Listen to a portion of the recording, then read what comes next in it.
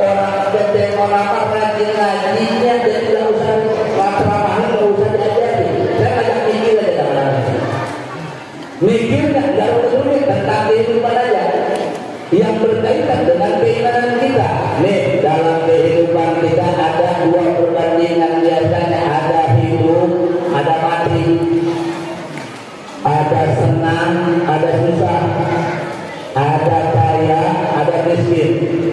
Ini saya mau nanya sama ibu bapak yang hadir semua, kalau di antara dua pilihan, antara hidup sama mati, pengennya mana?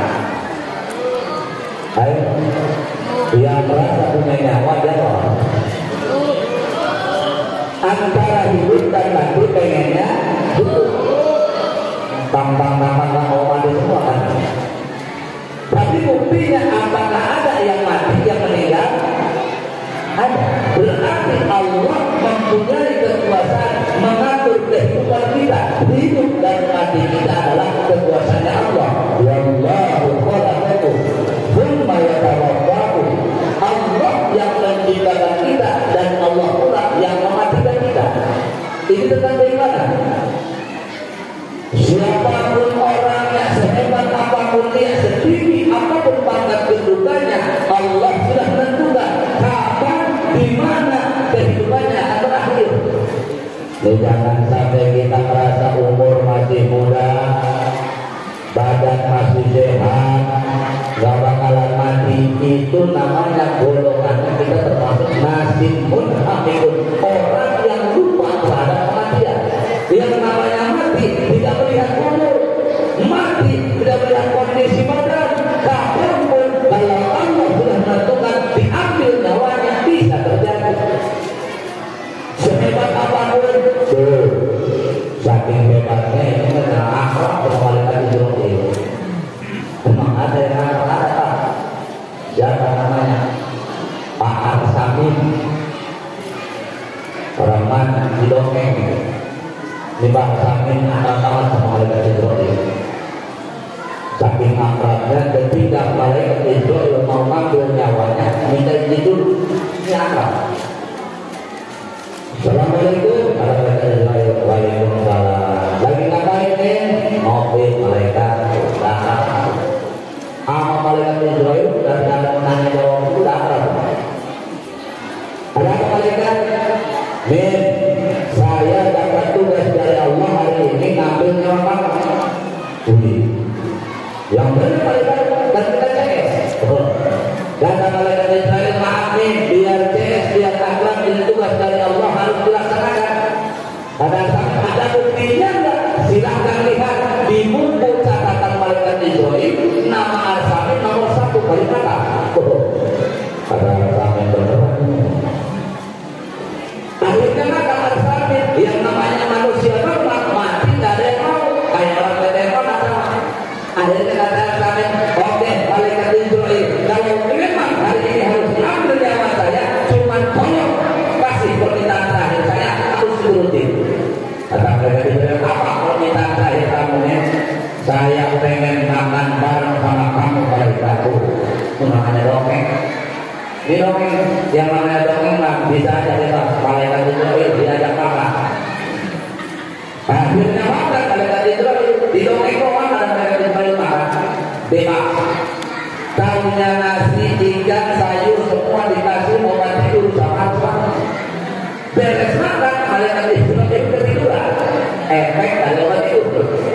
Selama tidur malaikat Israel diambil bukunya sama Arsamin, dicoret tamatnya yang paling atas, pindahin ke bawah Arsamin. Pindahin palakon. Yang tadinya Arsamin BPM orang, itu dipindahin Arsamin BPM palakon. Kata Arsamin, dapat mati lagi, aman. Pas bangun malaikat Israel, waduh Min, dengan aman, ini makan sampai ketiduran juga. Iya, oke Min, sekarang kata permintaan terakhir sudah diturunkan, tinggal perintah dari Allah harus dilaksanakan, mengambil nyawa kamu harus disegerakan. Silakan, kata malaikat, kata Arsamin. Tapi ketika malaikat Israel mau melaksanakan tugasnya, malaikat Israel dulu, waduh Min, kamu sudah baik memberikan makan, bagi kamu adalah pemahaman saya. Makanya demi hati ini yang gak ridho kamu sebagai teman harus ada perbedaan.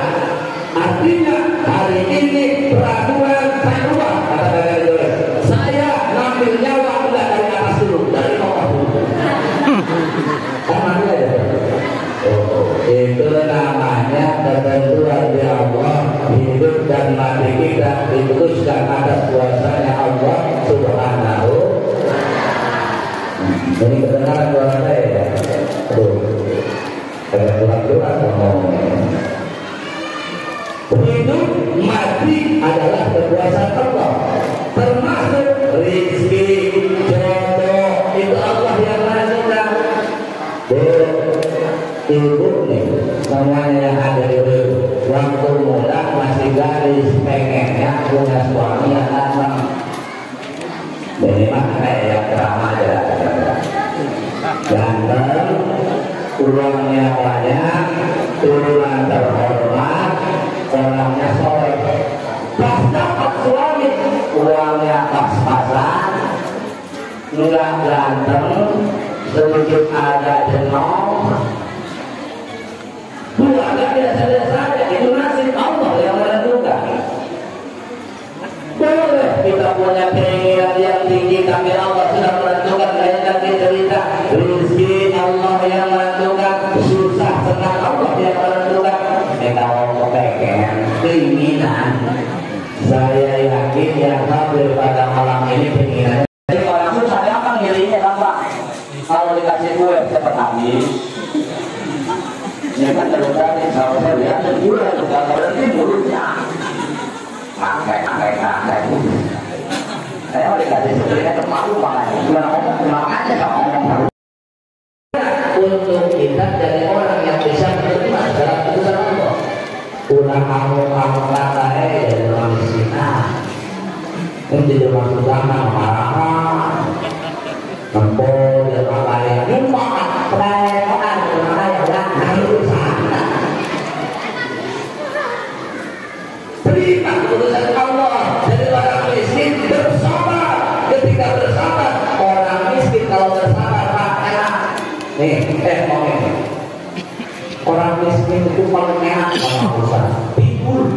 Rasa mawe, tentu esensinya ribet, dengan susah nempel punggung di tiang kerek. Jangan. Kalau orang kaya yang banyak apa itu ngantuk udah nyampe leher. Ingat pintu gerbang belum dikunci, yang di depannya mobil mewah semua. Sambil ngantuk mengerek-ngerek cekal, saking bertanggunnya kebobolan lagi dikunci gerbang. Pantu pintu rumah dikunci lagi, pintu kamar dikunci lagi. Orang susah nggak bakalan mikirin kunci pantu rumah. Pantunya nggak ada. Dia gerbang lorong kalau ada jualan. Kita dengan kehidupan apapun dalam kehidupan kita terima dan syukuri apapun itu urusan Allah. Jangan miskin dari kobarnya, cari di kamar satu nalente rapor kamar pakai samping doang tahu. Kantor depan dari kursi melong, kopi berapa? Udah kasih orang mana? Tolong nanti. Tidak ada rasa takut, palingan orang yang disuruhnya juga ada. Ini kehidupan nih. Orang yang beriman harus bisa berpikir tentang kekuasaan Allah. Hidup kita Allah yang ngatur, kehidupan kita Allah yang ngatur. Semua atas rencana dan keinginan Allah Subhanahu. Tapi urusan gimana? Kata Syekh Ibrahim bin Adham ada bahasa begini, A'udzubillah walahu haqqa. Orang yang ngaku beriman tapi hak Allah tidak dipenuhi. Ngaku iman ke Allah, haknya Allah benar-benar apa haknya Allah? Antaqulullah wa la tusyriku bihi syai'an. Perintah Allah tidak dilaksanakan. Kalau ngaku iman perintahnya laksanakan. Ngaku iman ayat ngaji hilang. Tapi orang veteran mengajinya itu ya setiap malam ada di sini. Selasa dulu kita ya dari Batu Kuda ya, karena santri mangga ulun ini. Mangga hidayah ya. Alhamdulillah. Ini biar saya terkenal dari malu dulu. Terasa saja. Terasa-rasanya. Jadi kalau saya terang ada orang ada semua ini. Jadi kayak kalau dahsyat yang di dalam ya. Untuk bayaran ya. Apa-apa tanggal tidak ada dulu kita kalau bisa hadir karena ada acara di Bogor sama di Cilebut mutus pada saat berjemaah. Insya Allah kalau kita jadi orang yang rajin ngaji, jadi orang yang bisa menggunakan akal kita untuk bisa menjalankan semua perintah Allah. Kita tidak tahu mana halal, mana haram, mana wajib, mana sunnah kalau tidak lewat pengajian. Ini ngaji kewajiban yang harus kita laksanakan. Cuma yang namanya ngaji harus pembahasan godaan benar godaan ngaji mah keluar di rumah legal setara ada keluar karena doang bukan dia dua kata dulu. Karena orang yang mau menggunakan akalnya untuk menerima ayat-ayat Allah akan menjadikan orang yang cerdas akalnya, yang terang hatinya. Ngaji dan perintah Allah cuma namanya ngaji menggodaannya gede nyampe ke tempat ngaji mulai setan menggoda. Bahkan kalau nyampe tempat ngaji mata pak yang tadinya seger ke tempat ngaji langsung sepet ayat-ayat menawewe ibu-ibu datang ke pengajian apa yang gatel mulut ngobrol kan awewe mah kan sebutnya bibir nalopok mau ngobrol tapi bunga sok ngomong ke aku saya ngatur ya kalau anak salah di sana itu berapa itu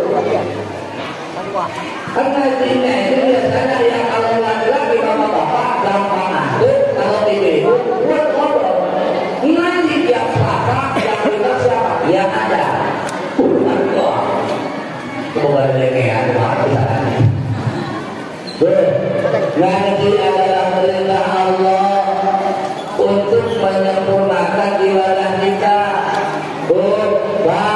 Kita kalau ngaji bisa tahu mana cara untuk kita nyampe ke surga Allah. Dan semua di sini yang masuk surga, benar tak? Ayat tidak masuk. Cuman kehebatan umat Rasul, biarpun lahirnya belakangan masuk surganya duluan. Karena riwayat ketika baginda Rasul membuka pintu surga dan baginda Rasul ma'ana awal mayatahu babal jannah, manusia pertama yang akan membuka pintu surga adalah baginda Rasul. Pintu surga baru dibuka, ada yang mau nyelonong, mau duluin masuk surga. Kata sopan. Manusia pertama yang akan masuk surga adalah baginda Rasul. Itu baginda Rasul baru buka pintu surga, ada yang mau nyelonong duluin. Pek dibelah. Saya kalau nanti rasa ini awewe, Rasulullah Muhammad berada di dalamnya.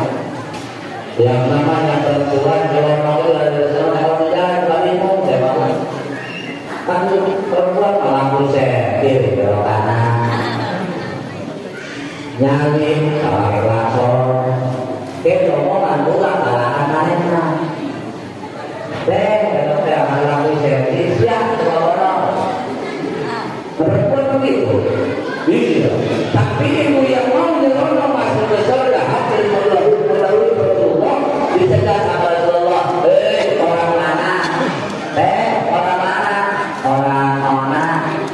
Kata kita Rasul, dulunya amal apa, ibadah apa yang ibu laksanakan di surga, yang ibu kerjain di dunia, sehingga masuk surga mau duluin saya.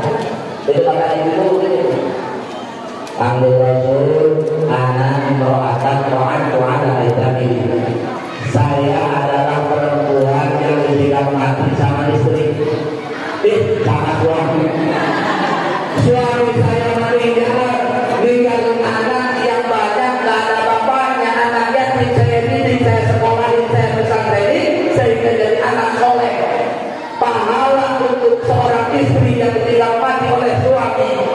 didik anak sendirian dari anak yang soleh, masuk surganya hampir bila anak Rasul. Hebat. Ibu-ibu rumah jangan bilang masalah di hidup dan kekayaan tadi. Memang yang namanya masuk surga, prosesnya dan caranya paling mudah perempuan. Awewe surga kamu berlagi manusia, awewe mau surga simpel. Berbeda Rasul terus menjelaskan dengan Rasul dia. Ida mata merawatan wajah juga oleh anak dapat terjaga oleh Allah kita. Lamun awewe mau ketika seorang istri meninggal, waktu hidupnya di dunia berbakti terhadap suami. Itu istri yang seperti itu yang berbakti terhadap suami ketika hidup nanti masuk surganya dibebasin sama Allah, suruh pilih pintu surga yang mana ya. 8 pintu surga dibebasin sama Allah. Malaikat yang telah pintu surga umat ini saking hebatnya perempuan yang berbakti terhadap suami. Cuma anehnya begini, ketika baginda Rasulnya ke langit, Allah tunjukkan semua surga, neraka dan yang lainnya. Pulang Mi'raj baginda Rasul cerita kepada sahabat, kata baginda Rasul, sahabat yang namanya perempuan gampang masuk surga, cuma pasti lihat di neraka kawan-kawan. Lupa dasar sinawel. Bila-bila yang menyebabkan perempuan banyak di neraka, tahu nggak ibu-ibu? Tahu nggak yang menyebabkan perempuan banyak di neraka? Yang menyebabkannya tahu nggak? Penyakitnya satu, silau bisa subur menangisa. Tidak ada detik gampang, tidak ada lubang ludes. Rumah boy kagawean apa dibandingkan salah apapun. Itu adalah perempuan dalam pembicaraan. Ketika membicarakan surga, tentu keinginan semua orang adalah masuk surga. Kunci dalam keinginan masuk surga yang paling pokok adalah keimanan kita terhadap Allah Subhanahu. Untuk mengetahui apa itu iman dan gimana mengimplementasikan iman adalah lewat pengajian.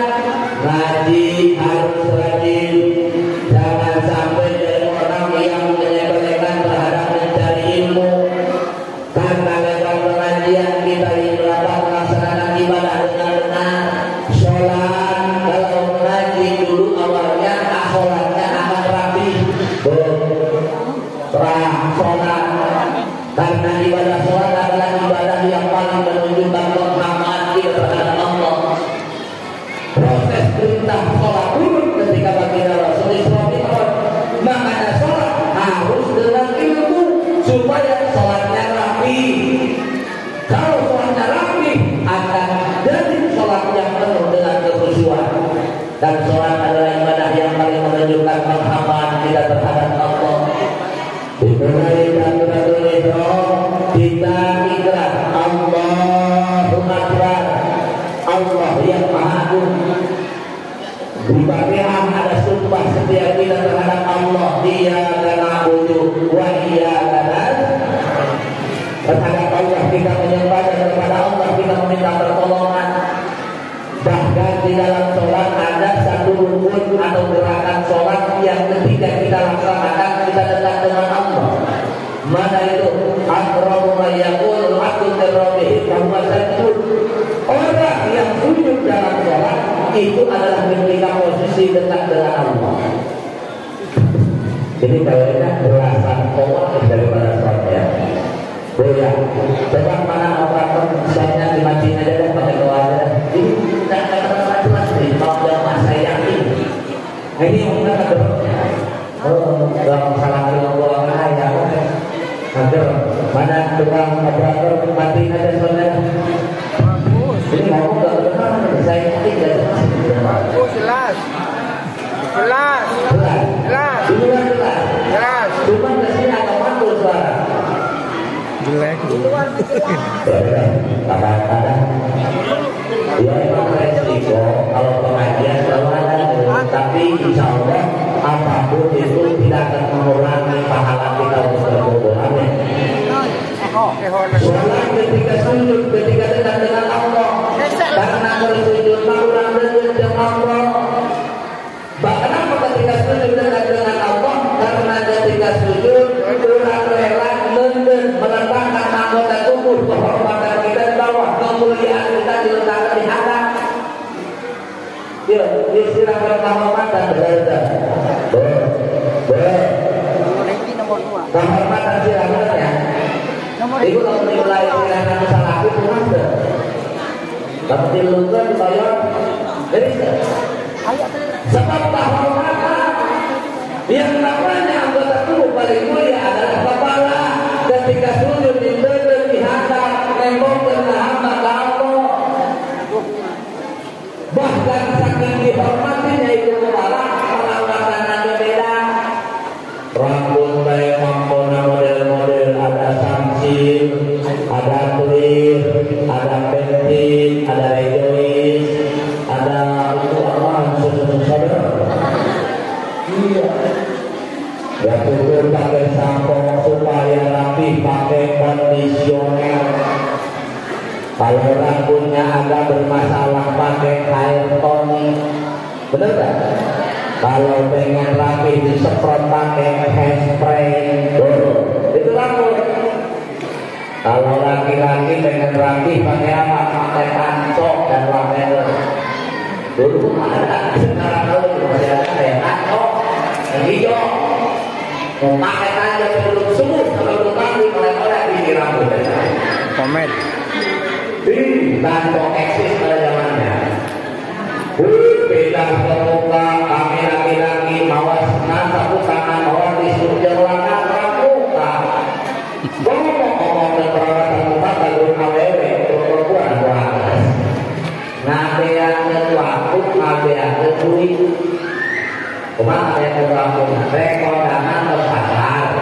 Salahin membuat di depan sahuran nasi motor. Ibu dapat dinamakan sampai dari itu di motor dan lubang motor. Nunggu dada. Kendali maghrib jarang kaluan dari lamanya. Kamu udah ngomong apa? Betul, ada sekolah bensin lagi kali. Berusaha iman terhadap Allah harus siap melaksanakan semua perintah Allah Subhanahu wa ta'ala.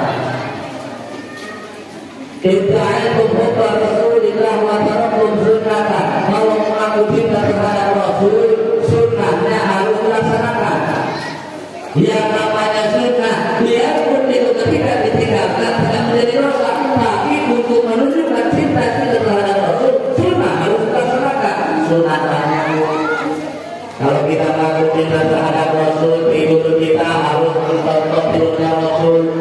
Makan kita ketika ke toilet harus mencontoh perilaku baginda Rasul. Kita tahu yang namanya cinta, sunnahnya harus dilaksanakan. Yang namanya sunnah cuma ada sunnah baginda Rasul yang kadang kita sepelekan. Apa itu? Sunnah baginda Rasul adalah tawadhu, menjaga cinta kasih, merawat cinta kasih antar sama-sama manusia.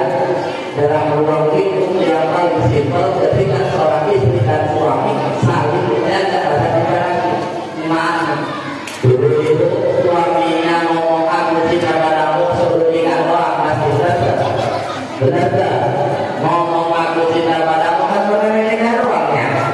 Ayah dan menulis nikah keluarga salah kena ngomong aku cinta padamu ya. Ada apa? Seharusnya yang namanya aku cinta terhadap Rasul, sunnahnya harus dikerjakan. Apa? Merawat cinta kasih. Suami tiap hari ngomong aku cinta padamu sama istri. Ini keluar dari sini, ini bapak-bapak nyampe rumah ngomong sama istrinya, aku cinta padamu. Kira-kira itu ayatnya bapak bisa tidur sampai 10 jam. Mikir Ini aki-aki ngabisin nyawa. Mama tak asik. Tawadun berapa cinta kasih baginda Rasul. Kalau pulang terlalu larut malam, ibu tak berani mengetok pintu untuk bangunin Siti Aisyah. Kenapa?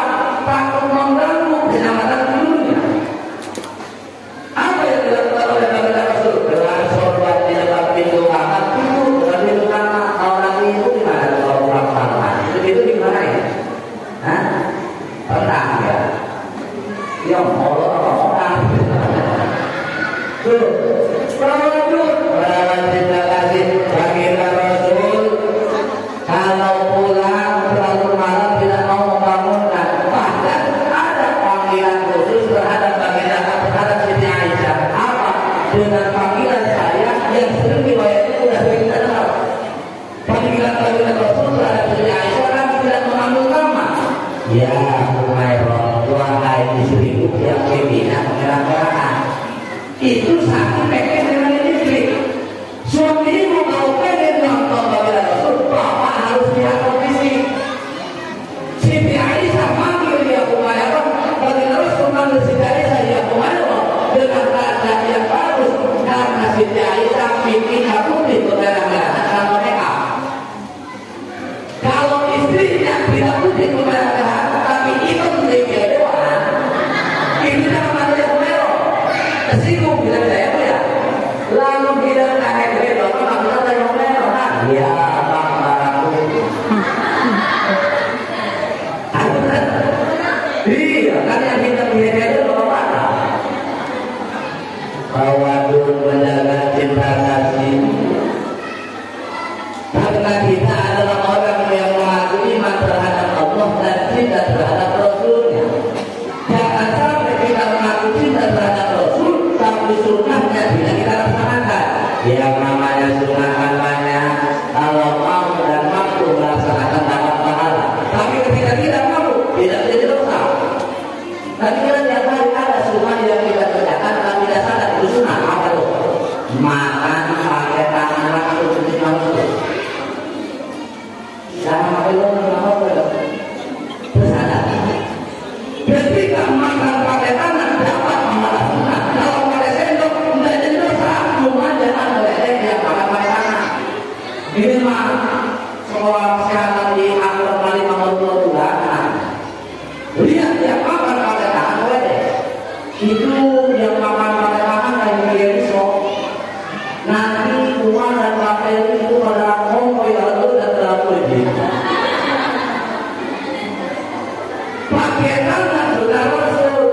Makanya banyak di antaranya kalau makan pakai tangan pertama lebih nikmat. Benar nggak? Betul. Lebih nikmat. Kalau bahasa Inggrisnya lebih mirap. Kenapa makan pakai tangan lebih nikmat? Karena setelah dididik ternyata di ujung jari-jari kita di kulitnya ini ada zat yang bikin enak kalau makan. Namanya enzim. Enzim orang makan. Si enzim bikin enak kalau makan. Dirinya kalau makan dipegang pakai tangan, kakinya lagi. Kalau mau dipegang pakai sendok, kakinya lagi. Itu si enzim berperan. Yang kedua, makan pakai tangan lebih aman. Apa lebih aman? Ada tulang ketahuan, ada cabai ketahuan. Yang ketiga, makan pakai tangan lebih sehat, lebih higienis dengan catatan cuci tangan dulu. Ini bisa ngomong. Kalau dimakan tuh, maaf itu di mana sendok yang diangkut itu tahu dicuci, tahu kelapa. Mending pas mulut ustaz mulut ada yang itu tak ada. Tapi akan kita nggak ada sejarahnya, nggak ada ceritanya. Ini tangan kita sebelum makan kita masuk dulu ke mulut orang yang lewat. Nggak ada. Berarti tangan lebih aman. Sunnah Rasul harus kita laksanakan kalau kita mengaku cinta terhadap Rasul. Iman kepada Allah perintahnya dilaksanakan. Apa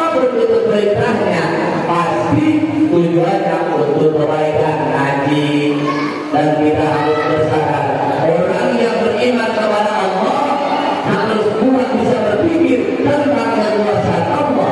Apapun dalam kehidupan kita, hidup mati kita, senang susah kita, ada miskin kita adalah kekuasaan Allah Subhanahu wa Ta'ala. Jangan sampai kita beranggapan hidup tidak ada yang ngatur, seenaknya kita ada hidup. Jangan suka beranggapan bahwa hidup ada yang ngatur. Itu suami dapat duit seberapapun hasilnya harus beranggapan itu dari Allah.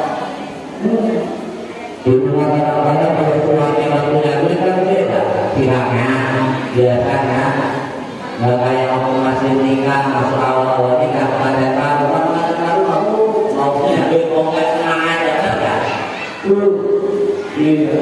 Cuma kalau ngomongin pengantin baru, maaf ya, yang namanya pengantin baru kadang-kadang kan saya nggak ngomong nasib itu kan sama Allah termasuk dalam kita.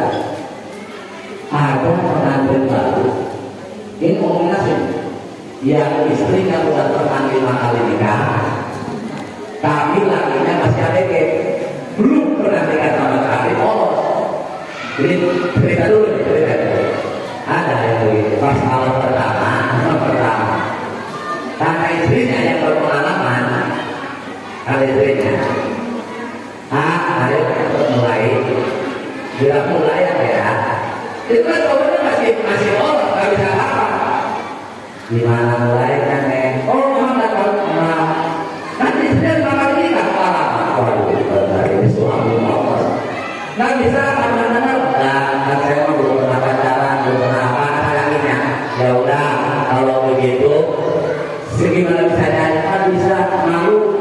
Harus bilang mulai di muam musik, bisa diduga ikhwan muswadikun. Orang yang ingat kepada Allah dan Rasulnya dan sungguh-sungguh dalam menjalankan imannya, tidak ada keraguan, mau berkorban mengorbankan jiwa raga dan hartanya di dalam Allah, maka orang tersebut adalah orang-orang yang benar, orang-orang yang solid, di mana orang benar adalah orang yang menjalankan keimanan dengan perintah yang benar dan melaksanakan perintah Allah, melaksanakan perintah dari Rasul, akan dijadikan orang-orang yang beruntung yang akan ditempatkan di surga Allah Subhanahu. Semoga perkumpulan kita menjadikan wasilah, kita menjadikan orang-orang yang beriman, menjadikan